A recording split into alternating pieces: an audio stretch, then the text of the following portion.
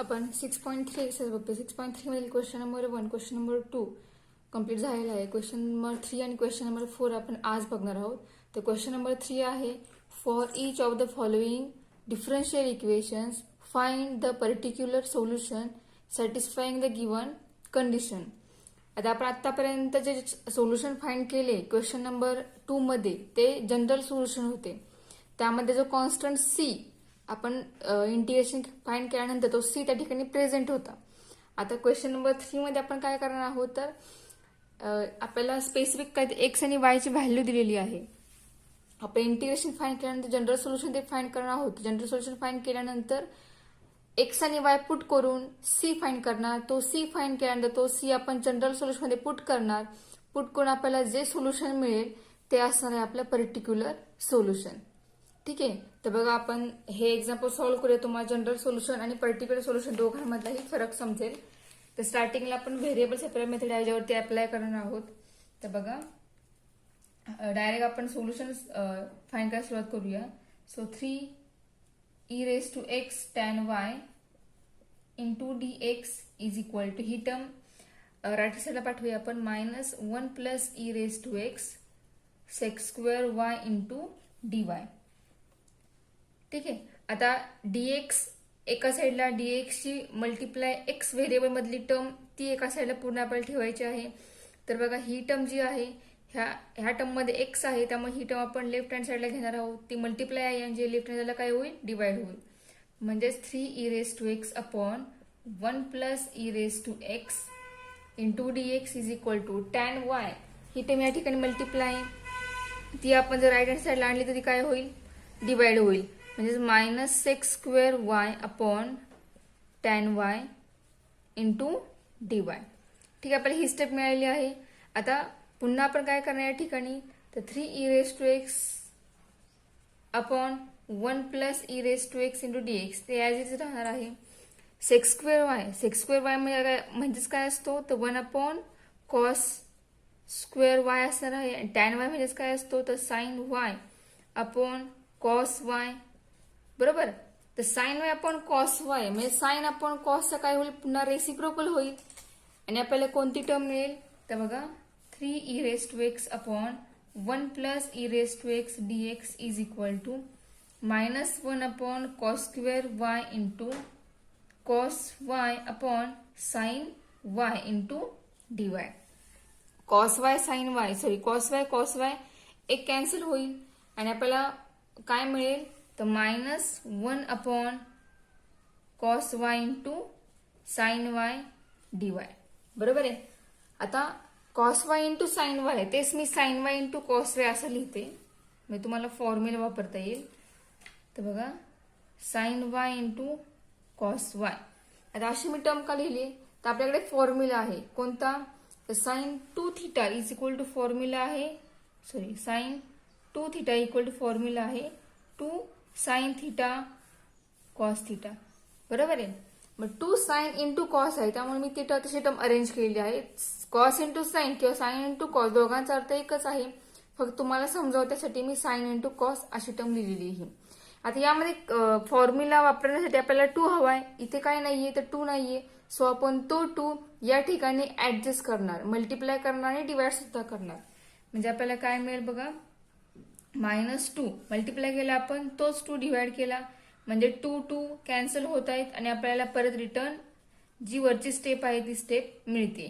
ठीक आहे. आणि या साईडला ॲज इट इज ज्या टर्म आहेत त्या 1 + e⁻x dx. ठीक आहे. So -2 upon 2 sine into cos म्हणजे sin 2θ आहे, तर -2 अपॉन sin 2θ म्हणजे sin 2y होईल into dy. 3 e⁻x upon 1 + e⁻x dx. ठीक आहे. आता 1 अपॉन साइन आहे, 1 अपॉन साइन म्हणजेच काय असतो, तर कोसेक असतो. मग तोच आपण पुन्हा लिहूयात. बघा आपल्याला काय मिळते, ते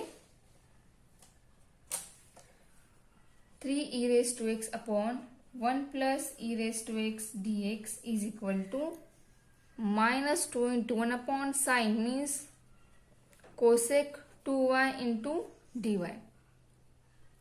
ठीक आहे, म्हणजे आपलं पूर्ण एक्झाम्पल सॉल्व झालं आहे. आता आपण या एक्झाम्पल वरती इंटिग्रेशन अप्लाय करू शकतो. So integrating both side we get काय मिळालं आपल्याला, integration of 3 e raised to x upon 1 plus e raised to x dx into minus integration of 2 cosec 2y into dy. आता हा जो 2 आहे आणि इथला 3 कॉन्स्टंट आहे तो या इंटिग्रेशनच्या बाहेर निघेल. मग तो 2 मी या स्टेपला बाहेर काढते. 2 आणि 3 जो आहेत ते तुम्ही एक स्टेप त्या ठिकाणी एक्स्ट्रा लिहा. ठीक आहे, कॉन्स्टंट बाहेर निघालेला आहे.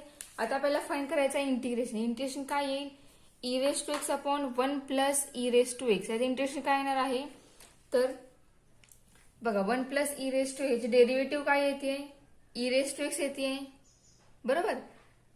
त्यामुळे ज्या वेळेला डिनॉमिनेटरची डेरिव्हेटिव्ह न्यूमरेटरला असेल अशा टर्मचं इंटिग्रेशन काय येतं, तर 3 into log of 1 plus e raised to x is equal to minus 2 into cosec 2y. कोसेकचं इंटिग्रेशन काय आहे, तर बघा कोसेकचं इंटिग्रेशन आहे लॉग ऑफ, म्हणजे सिंपल कोसेक x याचं इंटिग्रेशन आहे log of tan x upon 2. हे असं याचं इंटिग्रेशन आहे. फक्त x असताना tan x अपॉन 2 आहे, बरोबर. पण आपल्या इथे कोसेक 2y आहे, त्यामुळे या ठिकाणी काय ना, तर log of tan 2y upon 2 येणार, बरोबर. त्या अँगलला 2 डिवाइड आहे. ठीक आहे, हे आलं इंटिग्रेशन. आता इंटिग्रेशन मध्ये रूल काय आहे, तर हा ज्या अँगलला जो मल्टिप्लाय टर्म असते व्हेरिएबलला, ती टर्म काय होते, त्या इंटिग्रेशनच्या आलेल्या आन्सरला डिवाइड होते. त्यामुळे हा 2 जो आहे तो डिवाइड होणार, बरोबर. आता याचं इंटिग्रेशन लॉग मध्ये आलेलं आहे, कोसेकचं इंटिग्रेशन सुद्धा लॉग मध्ये आलेलं आहे. म्हणजे या ठिकाणी जो इंटिग्रेटिंग कॉन्स्टंट आपण घेणार आहोत तो सुद्धा लॉग सी घेणार. ठीक आहे, हा 2 कॅन्सल होईल, इथला 2 कॅन्सल, आपल्याला काय मिळेल, 3 log of 1 plus e raised to x is equal to minus log of tan y plus c, sorry log c.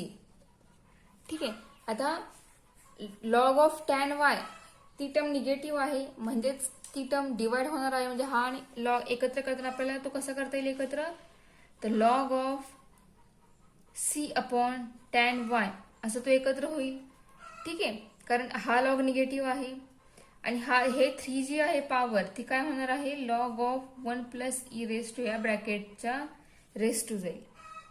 आणि हा लॉग, हे दोन्ही लॉग काय होतील, कॅन्सल होतील. आपल्याला मिळेल 1 plus e raised to x raise to 3 is equal to c upon tan y. मिळाली ही स्टेप.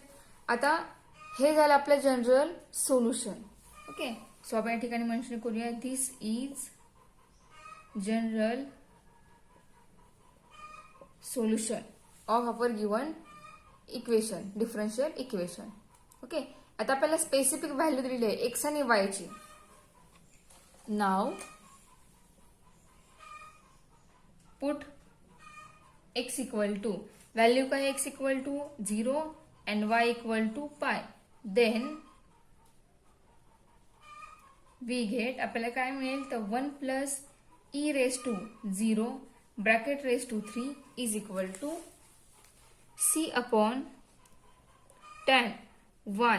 y व्हॅल्यू किती आहे, पाय, मीन्स tan पाय. ठीक आहे, तर tan पाय हा आपण मल्टिप्लाय करू या टर्मला, म्हणजे आपल्याला आन्सर फाइंड करता येईल. आणि सी आपल्याला एका साईडला, हेच आपण आन्सर या टाईपमध्ये लिहू. ही स्टेप आपल्याला फक्त सी ठेवायचं एका साईडला. तर 1 plus e raised to x bracket raised to 3 tan y is equal to c. हे आपलं जनरल सोल्युशन आहे. आता आपण यामध्ये पुट करूयात. तर त्यामध्ये आपण tan y आपण लेफ्ट हँड साईडला घेतलेला आहे, तो आपण लेफ्ट हँड साईडला घेऊनच पुट करूयात. इज इक्वल टू, आपल्याला सी ची व्हॅल्यू फाइंड करा, लगेच करता येईल सी एका साईडला ठेवला तर. ठीक आहे, तर बघा आता tan पाय किती असतो, तर तो असतो 0. e raised to 0 किती असतो, 1. So 1 plus 1 bracket raised to 3 into tan pi 0 is equal to c. Therefore c is equal to 0. मग सी आपल्याला 0 मिळाला आहे. आता सी आपण या जनरल सोल्युशन मध्ये पुट करणार. मग सी पुट केल्यानंतर जे आपला आन्सर असणार आहे ते आन्सर असणार आहे पर्टिक्युलर सोल्युशन. मग आता आपण लिहूयात लास्टला. Therefore 1 plus e raised to x bracket cube into tan y is equal to 0. This is required particular solution. ठीक आहे. मग तुम्हाला फरक समजला असेल. जनरल सोल्युशन मध्ये सी प्रेझेंट असतो आणि पर्टिक्युलर सोल्युशन मध्ये आपण तोच सी फाइंड आउट करतो आणि तो त्या ठिकाणी जी व्हॅल्यू पुट करतो आणि ते जे सोल्युशन असतं त्याला म्हणतो आपण पर्टिक्युलर सोल्युशन. ठीक आहे. मग याच टाईपचं सेम टू सेम आपण अजून एक एक्झाम्पल बघतोय. आपण क्वेश्चन नंबर 3 मधीलच क्वेश्चन एक्झाम्पल नंबर 5 बघूयात. एक्झाम्पल नंबर 5 आहे x plus 1 into dy by dx minus 1 equal to 2 into e raise to minus y comma y equal to 0 x equal to 1. या ठिकाणी आपल्याला जनरल सोल्युशन फाइंड करायचं आहे. ते find केल्यानंतर x आणि y च्या ह्या व्हॅल्यूसाठी पर्टिक्युलर सोल्युशन काय येईल ते फाइंड करायचं आहे. ठीक आहे. तर बघूया स्टार्टिंग आपण व्हेरिएबल प्रिव्हल फॉर्म अप्लाय करून इंटिग्रेशन फाइंड करूयात. तर बघा आपण सॉल्व्ह कसं करणार. एक्झाम्पल आहे तर x plus 1 dy upon dx is equal to, तर जो -1 आहे तो आपण राईट हँड साईडला पाठवूया. मग तो पॉझिटिव्ह होईल. 2 into e raise to minus y plus 1 मिळेल. ठीक आहे. So x plus 1 dy upon dx is equal to जो e raise to minus y आहे ते पॉझिटिव्ह करूया. आपण काय पॉझिटिव्ह कसा होईल तर तोच आपण ई रेस टू वाय जर अपॉन घेतला 2 अपॉन तर त्याची पॉवर काय होईल पॉझिटिव्ह होईल. ठीक आहे.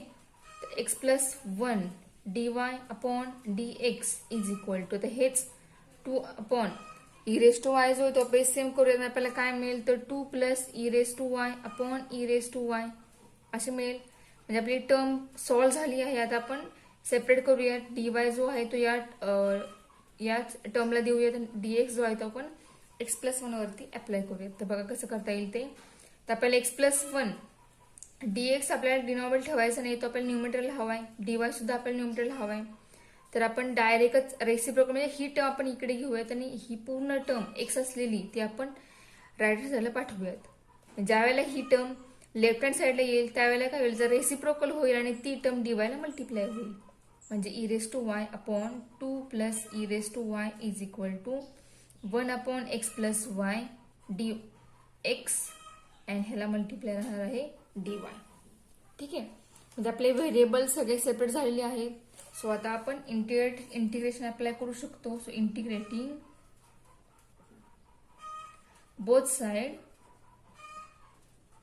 we get integration of e raised to y upon 2 plus e raised to y dy equal integration of 1 upon x plus y dx. sorry x plus 1 dx. ठीक आहे. आता फाईन करू आपण integration. e raise to y अपॉन 2 plus e raise to y integration काय येईल. आता बघा या ठिकाणी 2 plus e raise to y याची डेरिव्हेटिव्ह ही न्यूमरेटरला आहे. म्हणजे अशा टर्मचे इंटिग्रेशन काय येतं तर log 2 plus e raise to y हे येतं इज इक्वल इथं पण तेच आहे. डिनॉमिनेटरचं डेरिव्हेटिव्ह न्यूमरेटरला आहे. इंटिग्रेशन येणार लॉग ऑफ एक्स प्लस 1. दोघांचे इंटिग्रेशन लॉग मध्ये आलेले आहे. त्यामुळे या ठिकाणी इंटिग्रेटिंग कॉन्स्टंट जो एक घेणार आहे आपण तो असणार आहे लॉग सी. ठीक आहे. आता दोन्ही पॉझिटिव्ह आहे त्यामुळे या ठिकाणी येईल log of c into x plus 1 आणि या ठिकाणी राहणार आहे log of 2 plus e raise to y. दोन्ही लॉग कॅन्सल होतील. आपल्याला जनरल सोल्युशन काय मिळेल तर बघा 2 plus e raise to y is equal to c into bracket x plus 1 is required general solution. ठीक आहे. आता आपल्याला सी फाइंड करायचं आहे. तर एक्स 1 आणि y 0 असताना सी किती येईल तो फाइंड करायचा आहे. तर बघूयात. Put to find particular solution put x equal to 1 and y equal to 0 in general solution. Therefore 2 plus e raised to 0 is equal to c into bracket 1 plus 1. So 2 plus e raised to 0 1 c 1 plus 1 into म्हणजेच 2 असणार आहे. म्हणजे 3 is equal to 2c आलेला आहे. Therefore c येईल 3/2. ही झाली c ची value. आता हीच व्हॅल्यू पुट करूया आपण जनरल सोल्युशन मध्ये. Therefore particular solution is 2 plus e raised to y is equal to 3/2 into bracket x plus 1. हा जो डिवाइड 2 येतो याकडे मल्टिप्लाय करूयात. म्हणजे 2 into 2 plus e raised to y equal to 3 into x plus 1 is our particular solution. ठीक आहे. तर question 3 मधील जी अजून एक्झाम्पल आहेत ज्या त्या क्वेश्चन 3 मध्ये ते सेम या टाईपचे आहेत. तुम्ही ट्राय करा, बघा, सोडवा. जर काही अडचण तर मला तुम्ही विचारू शकता. तर क्वेश्चन नंबर 4 आपण बघूयात. तर क्वेश्चन नंबर 4 थोडासा वेगळा आहे.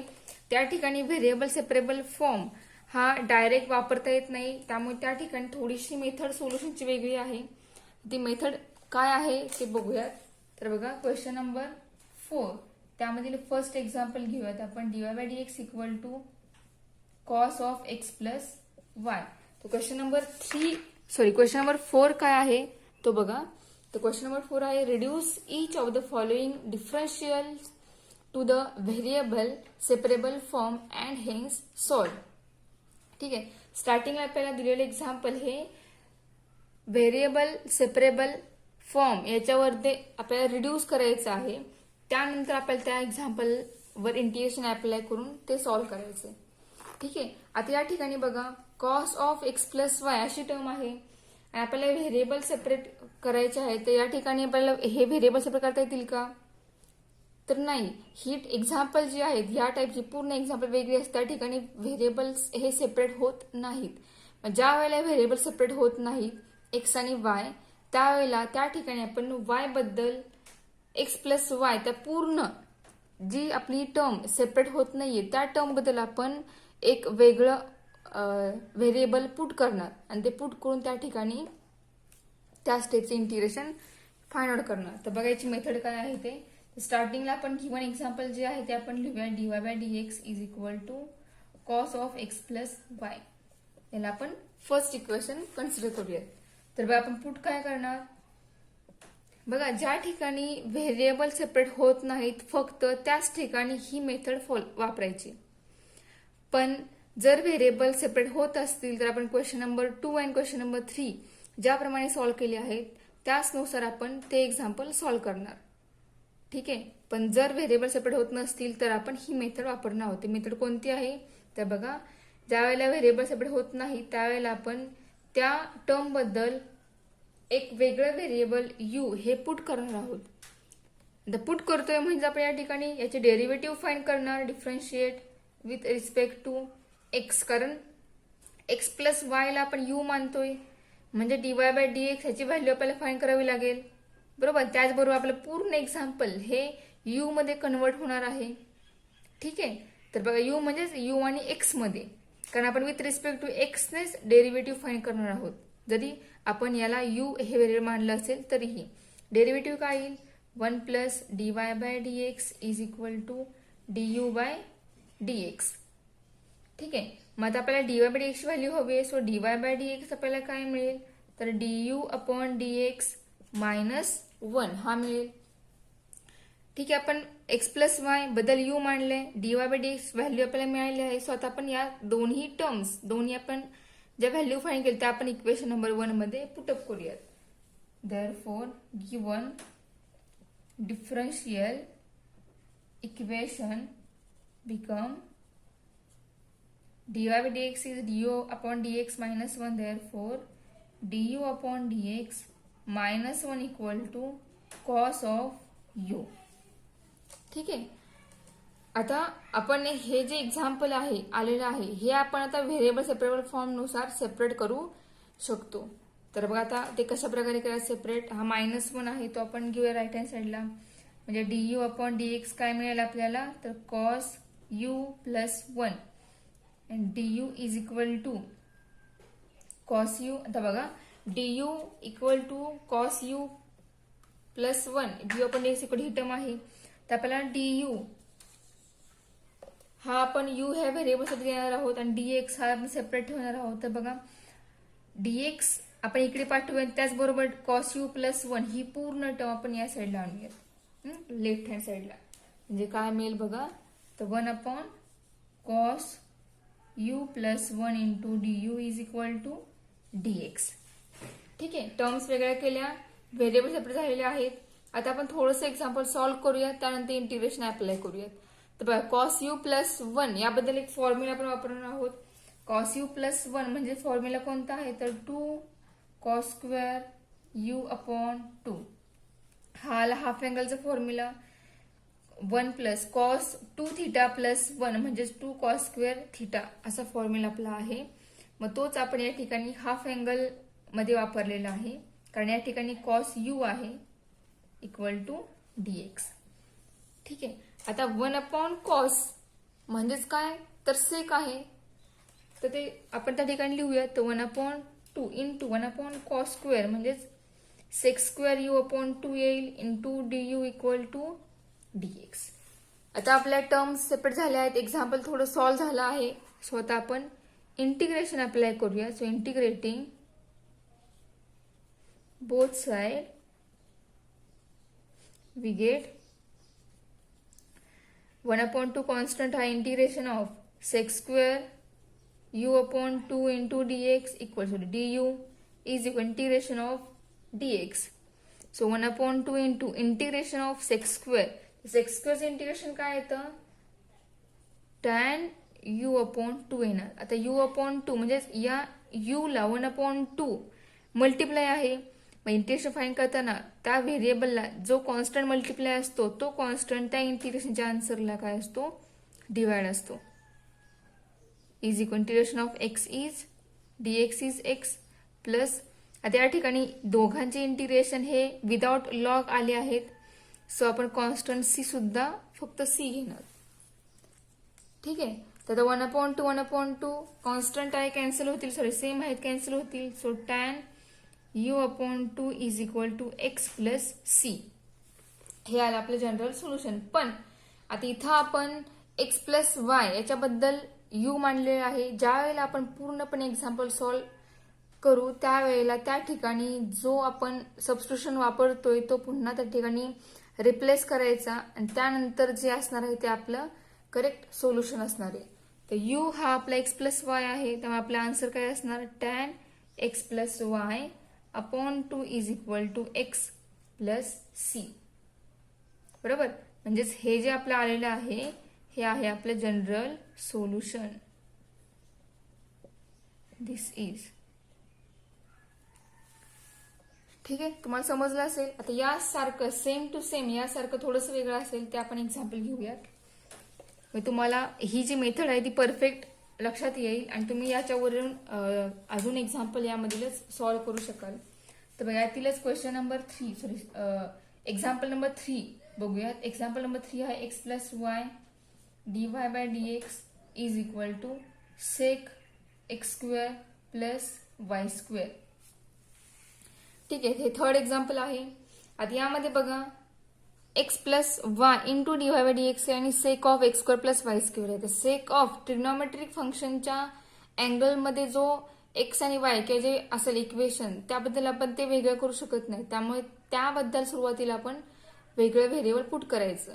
ज्या वेळेला असं एक्झाम्पल नसेल, ट्रिग्नोमेट्रिक फंक्शन नसेल, इक्वेशन वगैरे वेगवेगळ्या फॉर्ममध्ये एक्झाम्पल असेल तर त्या ठिकाणी बघावं लागेल कोणत्या टर्मबद्दल आपण जर यू मांडला तर आपलं एक्झाम्पल हे व्हेरिएबल सेपरेबल फॉर्मचं सेपरेट होईल का हे बघावं लागेल. ठीक आहे, पण ते तुम्हाला समजेल.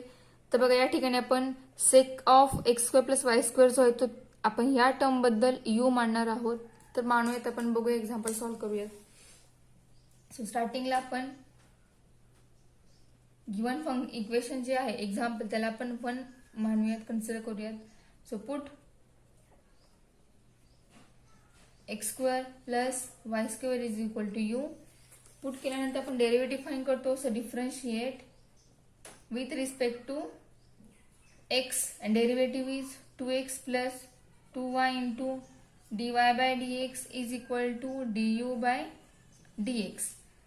आता या ठिकाणी 2 कॉमन निघेल, x plus y into dy by dx is equal to du by dx. हा जो 2 आहे तो याला डिवाइड होईल, म्हणजेच x plus Y dy upon dx is equal to multiply आहे म्हणजे इथं होणार divide 1/2 into du upon dx. ठीक आहे, ही पूर्ण व्हॅल्यू बघा, x प्लस हे जे या ठिकाणी टर्म आहे या पूर्ण टर्म बद्दल आपल्याला व्हॅल्यू मिळालेली आहे. ठीक आहे, मग आता आपण आपलं पूर्ण एक्झाम्पल हे यू मध्ये कन्वर्ट झालेलं आहे, यू आणि एक्स मध्ये. त्यामुळे आता हे एक्झाम्पल आपण काय करूया, ह्या सगळ्या व्हॅल्यूज आहेत त्या पुटअप करूया आपल्या एक्झाम्पल मध्ये.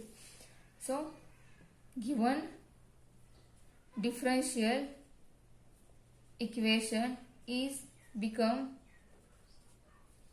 काय मिळेल, 1/2 into du upon dx is equal to sec u.